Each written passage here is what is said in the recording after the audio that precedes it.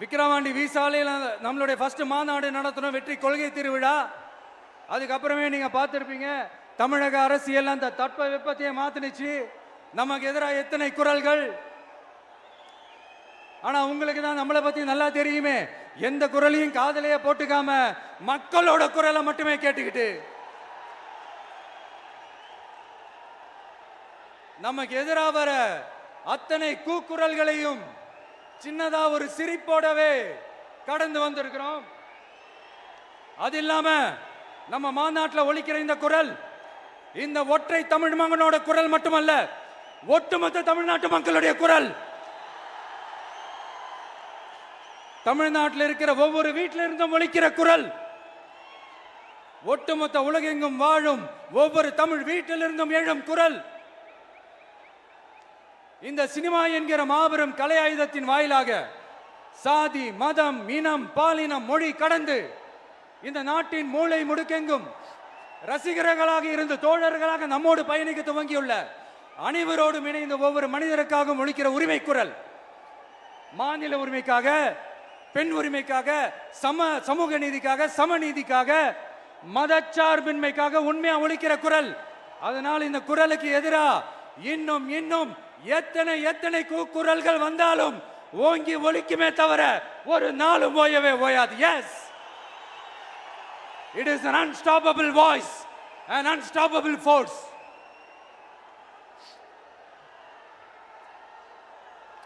நம்ம அரசியலுக்கு வர்றதுக்கு முன்னாடி, அட இவரெல்லாம் வரமாட்டாரியா, அவரே வரல, இவரே வரல, இவருங்க வர போறாரு அப்படின்ட்டு நிறைய பேர் ஜோஷியம் சொன்னாங்க.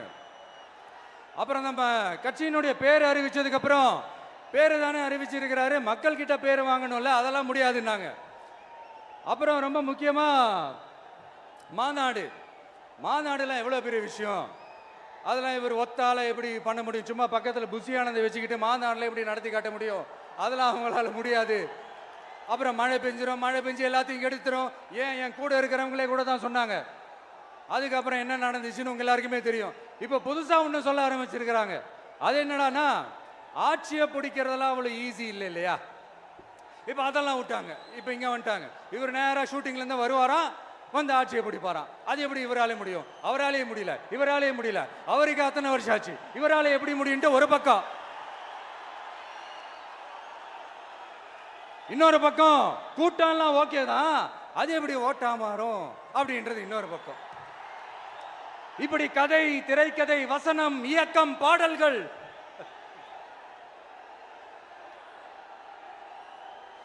அதனால இந்த அரசியல் ஆய்வாளர்களுக்கு நான் சொல்றதெல்லாம் ஒன்னேதான், நல்லா கேட்டுக்கங்க. இந்த விஜய் ஏதோ இந்த பல லட்சம் பேர் கூடுற கூட்டத்தில் மட்டுமே இருக்கிறாரு அப்படின்னு மட்டும் தப்பு கணக்கு போட்டாதீங்க. ஏன்னா நம்மளுடைய இந்த கூட்டம் வெறும் ஓட்டா மட்டும் இல்லைங்க, வரப்போற தேர்தலில் மக்கள் விரோத ஆட்சியாளர்களுக்கு நாம வைக்க போற வேட்டா, நம்மளை கோட்டைக்கு அனுப்ப போற ரூட்டா இருக்க போதுன்னு சீக்கிரமாவே தெரிஞ்சுப்பீங்க. ஏன்னா கோடிக்கணக்கானவங்களோட ஹார்ட்லயும் வீட்லயும் ஏற்கனவே ஆல்ரெடி உயிரா, உணர்வா, உறவா இருக்கிறோம். நம்மளுடைய கனெக்ட் எல்லாம் வெறும் மக்களோட மட்டும்தான். நாம யாருன்னு அவங்களுக்கு தெரியும், அவங்க யாருன்னு நமக்கு தெரியும். நாமளும் நம்ம மக்களும் எப்படி இருக்கிறோம்னு எதிரிங்களுக்கு நல்லாவே தெரியும்.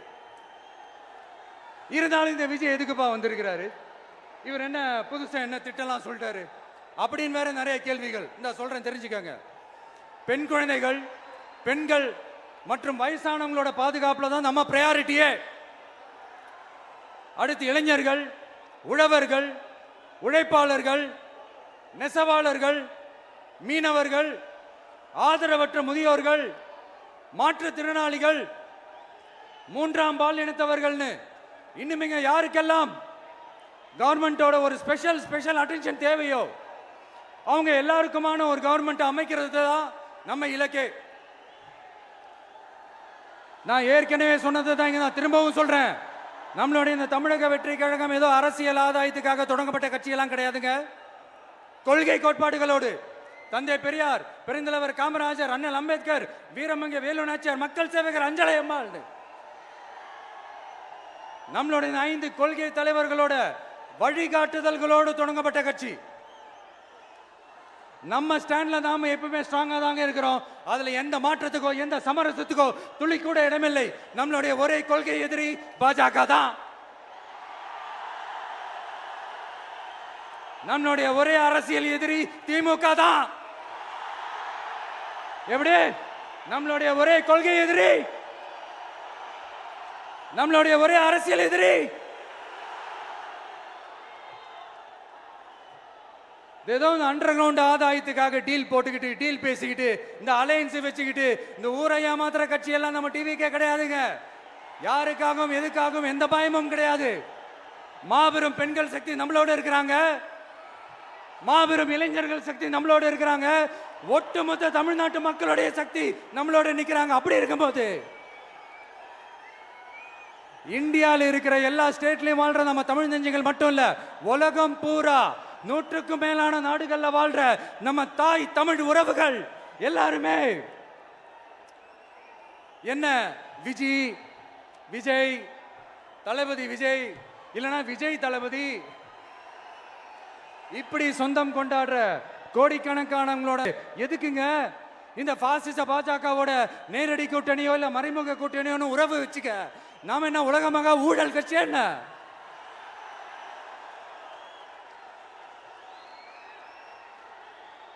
நம்மளை பத்தி சின்னதா ஒரு உண்மை ஒண்ணு சொல்லலாமா? என்னடா இவர் வாயால இப்படி சொல்றாருன்ட்டு யாரும் தவறா நினைச்சுக்க வேணாம். ஏன்னா இது ஒரு விதத்துல ஒரு ஃபேக்டும் கூட. அதனாலதான் நான் சொல்லணும்னு ஆசைப்படுறேன். நம்ம யார் தெரியும்ல? நாம எல்லாருமே சொல்றேன். நாம யார் தெரியும்ல? இந்தியாவின் மாபெரும் மக்கள் சக்தி கொண்ட ஒரு மகத்தான வெகுஜன மக்கள் படை.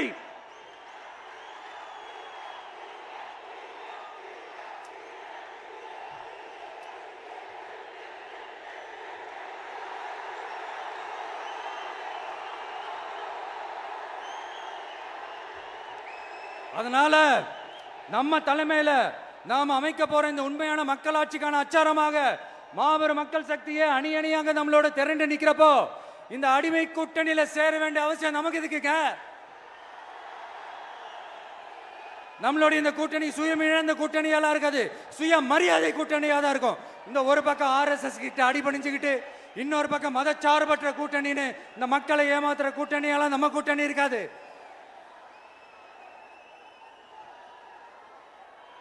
நான் இப்பவும் சொல்றேன், நம்மளை நம்பி வர்றவங்களுக்கு ஆட்சியிலும் அதிகாரத்திலும் உறுதியாக பங்களிப்பு செய்யப்படும். உடனே இந்த கேள்விகள்லாம் வரும். அப்ப யாரு கூட்டணி, யாரு வரா, யாரு போறா, இந்த கேள்விகள்லாம் வரும். இந்த கேள்விகளுக்கெல்லாம் ஒரே ஒரு பதில் தான், சஸ்பென்ஸ்ல சஞ்சாரம் செய்யுங்க. ஆனா ஒண்ணு, 2026ல 2 பேருக்கு நடுவுல தான் போட்டியே. ஒன்னு TVK, இன்னொன்னு DMK. இந்த போட்டி எப்படி இருக்க போதுன்னா, இந்த அலையன்ஸை வச்சு எப்படியாவது நம்ம தப்பிச்சிடலாம். என்ன இந்த பழைய இந்த மேத்தமேட்டிக்ஸ் அரித்மேட்டிக்ஸ் இதெல்லாம் வச்சு எப்படியாவது நம்ம தப்பிச்சிடலாம் அப்படின்னு நினைக்கிறவங்களோட அந்த கனவு ஒரு நாளும் மைப்படாது. சரி, இப்ப நம்ம வேற ஒரு ஏரியாவுக்கு ஒன்று வருவோம். எதிர்காலம் வரும், என் கடமை வரும், இந்த கூட்டத்தின் ஆட்டத்தை ஒழிப்பேன்.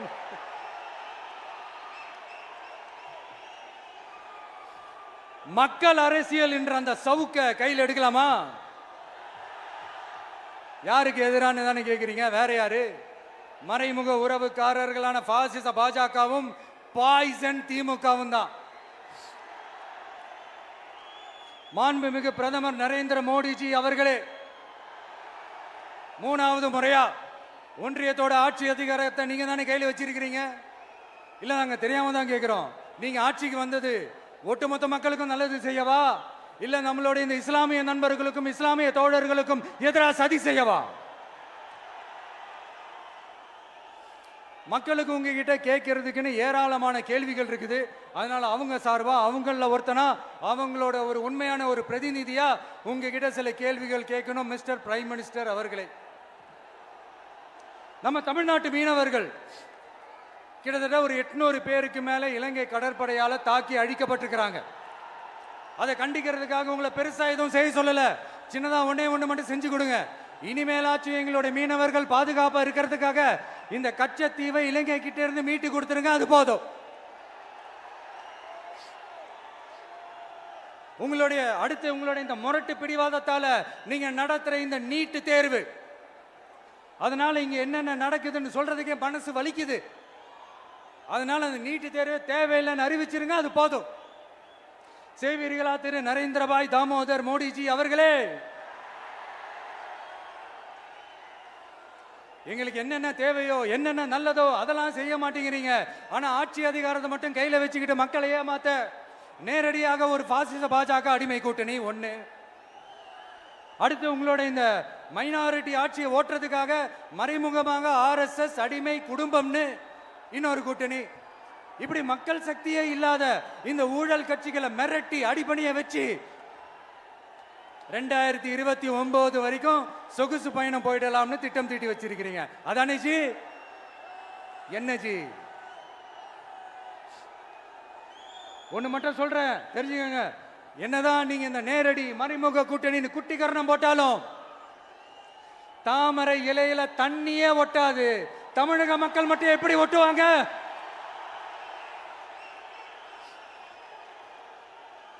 இங்க ஒரு MP சீட்டு கூட தரலன்றதுக்காக தமிழ்நாட்டுக்கும் தமிழ்நாட்டு மக்களுக்கும் எதுவுமே செய்யாம ஓரவஞ்சனை செய்யுது இந்த ஒன்றிய பாஜக அரசு.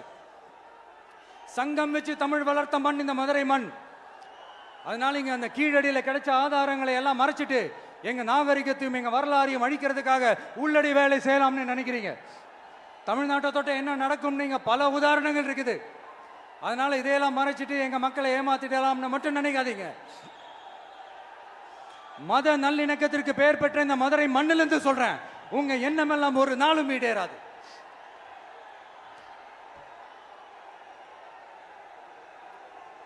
எம்ஜிஆர்னா யார் தெரியும்ல? அவர் மாஸ்னா என்னன்னு தெரியும்ல? அவர் உயிரோடு இருக்கிற வரைக்கும் அந்த சிஎம் சீட்டை பத்தி ஒருத்தராலையும் நினைச்சு கூட பார்க்க முடியல, கனவு கூட காண முடியல.